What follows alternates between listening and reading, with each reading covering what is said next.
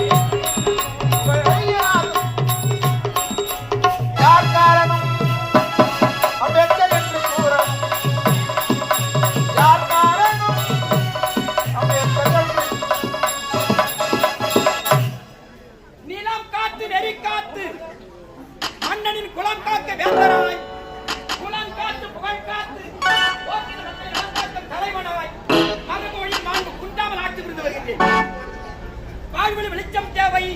அதற்கு வளையத்தோலின் வன்மையான உழைப்பு வேண்டும். அறிவிலை வெளிச்ச வேண்டும். ஆழ்ந்த அனுபவங்களை பயிர வேண்டும். உறவிலை வெளிச்ச வேண்டும். அன்பை விளக்கி வணக்கம் கரங்களால் மனித மனங்களை மாற்ற வேண்டும். வீரம் உயர பெற வேண்டும். மரம் மறைய வேண்டும். அறம் தழைக்க வேண்டும். என் மக்கள் என்னை இரவணைப்பட யார் அங்கே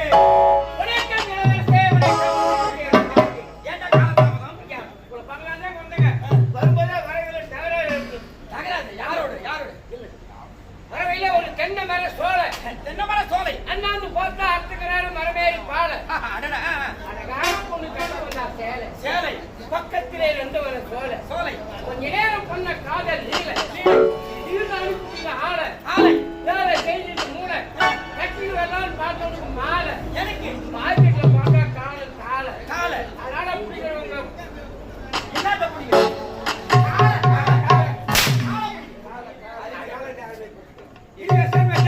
எந்தெந்த நேரத்துல எப்படி எப்படி வந்து சேரணும் குறிப்பா ஒழுக்கம் இருக்கு ஞாபகம் இருக்கட்டும். மலையாளர்களே இதே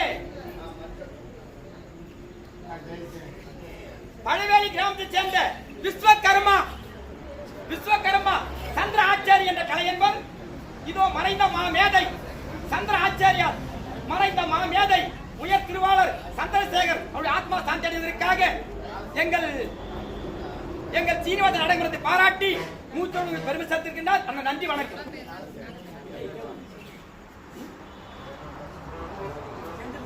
கலையன்பர்களே இதே பழவேலி கிராமத்தை சேர்ந்த ஞானசேகரன் கலையன்பர் எங்கள் மன்றத்திலே பத்மனை நடிக்கக்கூடிய செந்தில் மந்தவாசி செந்திலை சேர்ந்த 201 ரூபாய் கொடுத்து பெருமை சேர்த்திருக்கின்றார். அண்ணா நன்றி வணக்கம். ஐயா காவலன் இளவரசே, இந்த மங்களபுரி நாட்டு இளவரசியின் பேர் தான் மணிமாறன். மணிமாறன். அமரபுரி நாட்டு இளவரசி அமராவதி திருமணம் முடித்தேன்.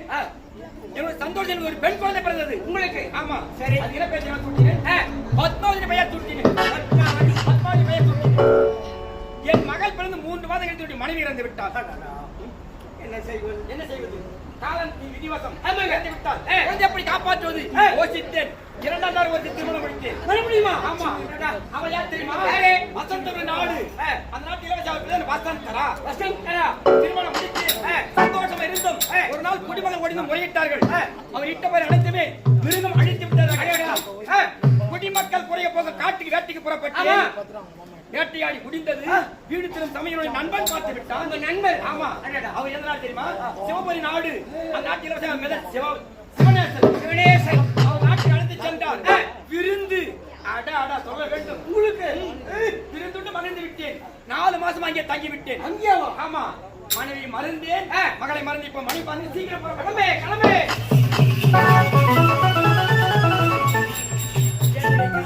நான் பேசவே மாட்டேன், பேசவும் மாட்டேன். ஏடா அவர் பேசக்கூடாது, நானே பேசக்கூடாது, நீ பேசக்கூடாது.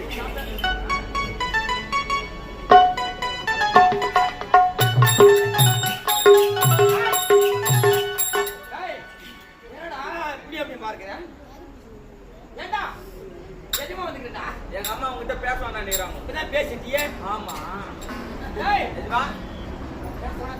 ஆமா. சரி சரி. என்னுடைய மனைவியோட பேச வேண்டாம். நீ போயிட்டு என்ன அனுப்புறான்?